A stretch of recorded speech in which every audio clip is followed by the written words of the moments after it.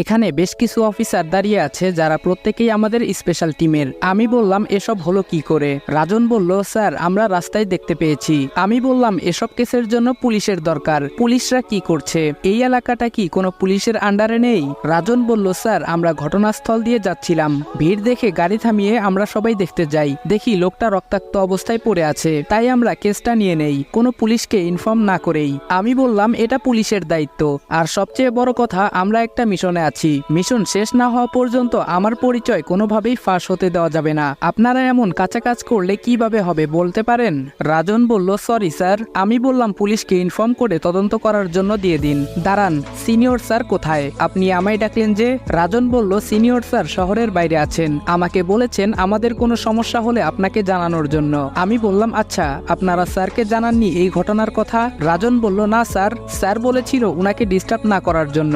আমি বললাম ও আচ্ছা, দাঁড়ান ব্যাপারটা আমি দেখছি, পুলিশের কাছে দেওয়ার দরকার নাই। আমাদের একটা স্পেশাল টিম গঠন করেছেন আমাদের সিনিয়র স্যার, উনার অবর্তমানে যার পুরো দায়িত্ব আমার কাঁধে, আর এখন আরো একটা দায়িত্ব পড়লো। আমি বললাম আচ্ছা, লোকটাকে গুলি কে করেছে? রাজন বলল, কেউ মুখ খুলেনি স্যার। আমি বললাম আশ্চর্য, জনসম্মুখে কেউ একজনকে গুলি করে দিল আর কেউ মুখ খুলছে না? রাজন বলল, না স্যার। আমি বললাম আচ্ছা ঠিক আছে, এর পরিচয় খুঁজে বের করুন খুব তাড়াতাড়ি, আমার চাই এটা। অফিসে এসেছি নিজের গেটআপ চেঞ্জ করে, কে জানে কে কখন দেখে ফেলে, তাই এই পদ্ধতি। জলদি আমাদের মেন অফিস থেকে বেরিয়ে গেলাম, এদিকে কোম্পানির অফিসের সময় হয়ে গেছে, তাই তাড়াতাড়ি একটা পার্লারে ঢুকে নিজের গেটআপ পরিবর্তন করে অফিসের জন্য বেরিয়ে পড়ি। আমি অফিসে বসে কাজ করছি, এর মধ্যে সিনিয়র স্যারের ফোন এলো। আমি বললাম হ্যালো স্যার। স্যার বলল, হ্যালো, দুঃখিত আদিব, তোমাকে আগে জানাতে পারিনি, একটা বিশেষ কাজে শহরের বাইরে আসতে হলো আমাকে।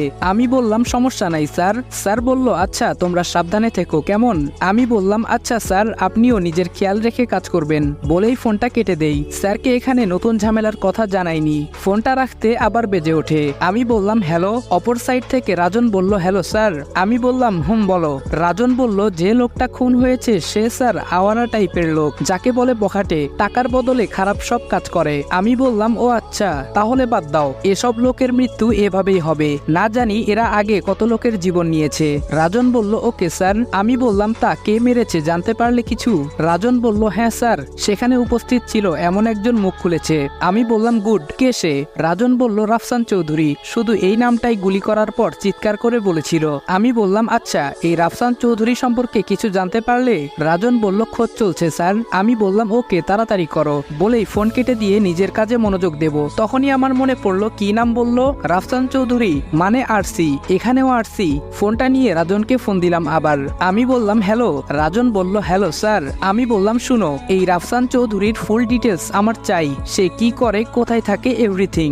রাজন বলল, ওকে স্যার। রাজনের সাথে কথা শেষ করে আমি অফিসের আরো কিছু টুকটাক কাজ সেরে নেই। অফিস থেকে বাড়িতে ফিরে দেখি বাড়িতে বিয়ের তোড়জোড় চলছে, আর মাত্র সপ্তাহখানেক বাকি, আর আফজালাল ইমরানের একমাত্র মেয়ের বিয়ে বলে কথা, সে তো আর যেমন তেমন হবে না, তাই আয়োজন চলছে সেই রকম ভাবেই। আমি বাড়িতে এসেই নিজের রুমে চলে যাই, ফ্রেশ হয়ে এসে সোফায় বসে পড়লাম। মাথায় একটা কথা ঘুরপাক খাচ্ছে, কেসের শেষ অবধি পৌঁছাতে পারছি না, জানি না সামনে আরো কত সত্য বেরিয়ে আসে। আর এদিকে আমার বাড়ির 2 মাসের ভাড়া, সে টাইমটা শেষ হয়ে আসছে, কি করি, কিছু একটা করতে হবে। এই বলে রুম থেকে বেরিয়ে গেলাম, দেখি বাবা কিছু লোকের সাথে কথা বলছে। আমি পেছনে গিয়ে দাঁড়াই, উনি খেয়াল করে বললেন, আরে রাজ, কিছু বলবে নাকি? আমি বললাম জি আঙ্কেল, আমার একটা অনুরোধ আছে। বাবা বলল, বলো। আমি বললাম, আঙ্কেল আমি তো 2 মাসের জন্য ভাড়াতে থাকতে এসেছিলাম, কিন্তু এখন দেখছি আমার কাজ এখনো শেষ হয়নি, তাই আমার আর কিছু সময় লাগবে, এজন্য বলছিলাম আমাকে আর কিছুদিন থাকতে হতে পারে। কথাগুলো বিনীত সুরে বললাম। আমার কথা শুনে উনি কিছুটা গম্ভীর হলেন, তারপর ভেবে বললেন, থাকতে পারো, তবে আমার একটা শর্ত আছে। আমি বললাম বলুন। বাবা বলল, তোমাকে এই বাড়িতে নিজের বাড়ি মনে করে থাকতে হবে, আমার মেয়ের বিয়েতে তোমাকে শুরু থেকে শেষ পর্যন্ত থাকতে হবে, পারবে? আমি বললাম, আঙ্কেল আমি তো একটা কাজে এসেছি, তবে আমি চেষ্টা করব। কথাটা বলার পর বাবা একটা অট্টহাসি দিলেন, তারপর আমার কাঁধে হাত রেখে বললেন, বাবা তুমি যতদিন ইচ্ছে এই বাড়িতে থাকতে পারো। আমি বললাম ধন্যবাদ আঙ্কেল, বলেই আবার উপরের দিকে যাওয়ার সময় পেছন থেকে কেউ ডাক দিল। ঘুরে দেখি আমার বোনের শ্বশুর মশাই। আমি বললাম আসসালামু আলাইকুম। উনি সালামের উত্তর নিলেন। উনার সাথে বেশ কিছুক্ষণ কথা হয়, ওই দিনের সাহায্যের জন্য ধন্যবাদ জানায় আমাকে, আর বাবাকেও ঘটনা খুলে বলে। এদিকে কথা বলার মধ্যে আমার একটি ফোন আসে, আর আমি বেরিয়ে যাই। আমি আমার কাজ শেষ করে ফিরতে যাব, তখনই দেখি ইসি কোথাও যাচ্ছে, তাই ওর পিছু নিলাম আমিও। কিছুটা দূর যাওয়ার পর ও গাড়ি থেকে নেমে গেল, আর তাই তাই আমিও নিজের বাইকটা থেকে নেমে পায়ে হেঁটে ওর পিছু নেই। ইসি দুটো লোকের সাথে কথা বলে তাদের দুদিকে পাঠিয়ে দিল আর নিজে এগোচ্ছে সামনের দিকে। লোকগুলো দেখে মনে হচ্ছে পুলিশের লোক, আর তারা আজ কোনো বিশেষ কাজে এখানে এসেছে।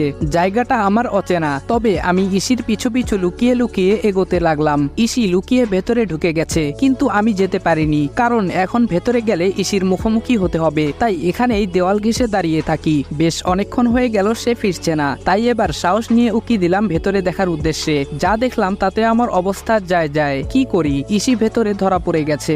একটা ছেলে সেখানে আছে, যদিও অনেকেই আছে, তবে সে যে এখানকার বস সেটা বুঝতে বাকি থাকলো না তার পোশাক আর স্টাইল দেখে। কি করব ভাবছি, কিন্তু বেশিক্ষণ ভাবার টাইম নেই, যে কোনো সময় ওরা গুলি করে দিতে পারে। তাই গায়ের শার্টটা খুলে ভালো করে মুখটা পেঁচিয়ে মুখোশ করে নিলাম, আর পেছন থেকে কয়েকজনকে শুট করায় অনেকেই নিচে পড়ে গেছে। ঘটনা হঠাৎ ঘটায় কেউ কিছু বুঝে উঠতে পারেনি। এভাবে বেশ কিছুক্ষণ চলার পর ইসির মাথায় একটা আঘাত পায়, যার কারণে সে অজ্ঞান হয়ে নিচে পড়ে। আর আমার সামনে এখন সেই ছেলেটাই, যাকে দেখে আমার বস বলে মনে হয়। দুজনের ধস্তাধস্তিতে সে অনেকটা কাবু হয়ে পড়ে। শেষ পর্যন্ত মাটিতে নেতিয়ে পড়লে আমি মার বন্ধ করি। সেখান থেকে বের হওয়ার আগে ইসির সাথে আসা লোক এখানে পৌঁছে যায়। ওরা আমায় দেখে ফেলার আগেই আমি সেখান থেকে আমার মুখটা ঢেকে চলে আসি। আমার মুখ থেকে কাপড় সরে গেছিল, জানি না ওরা দেখেছে কিনা। সেখান থেকে বেরিয়ে তাড়াতাড়ি বাসার উদ্দেশ্যে বেরিয়ে পড়ি। ইসির খোঁজ নেওয়া হয়নি, এখন ওর খোঁজ নিতে গেলে ধরা পড়তে হবে, তাই আড়ালে থাকাটাই ভালো। আমি রুমে বসে ল্যাপটপে কাজ করছি, তখন ফোন আসে। ফোনটা কাটার সাথে সাথে ল্যাপটপে মেলবক্স ওপেন করলাম, আর যা দেখলাম তাতে আমি পুরোই অবাক।